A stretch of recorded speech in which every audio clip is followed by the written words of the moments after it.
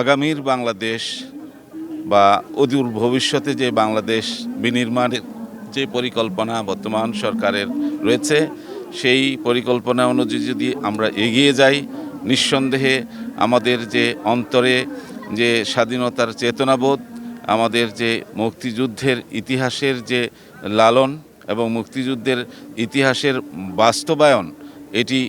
অবশ্যই সম্ভব হবে। এবং সেই ক্ষেত্রে এই আজকে শুধুমাত্র এই শহীদদের স্মৃতির উদ্দেশ্যে ফুল দেওয়া যথেষ্ট না। আমি মনে করি তারা যে স্যাক্রিফাইস করে গেছেন, জীবন দিয়ে গেছেন, সেই রক্তের ঋণ শোধ করতে হলে অবশ্যই এই দেশকে একটি স্বচ্ছ, সৎ এবং যোগ্য নেতৃত্বের মাধ্যমে, যেটি বর্তমানে বাংলাদেশ গভর্নমেন্ট যেটি নেতৃত্বে নিয়ে বাংলাদেশকে এগিয়ে নিয়ে যাচ্ছে, এই নেতৃত্ব ধারাবাহিকতা ভবিষ্যতে বাংলাদেশকে বিশ্বের মানচিত্রে একটি সুপ্রতিষ্ঠিত,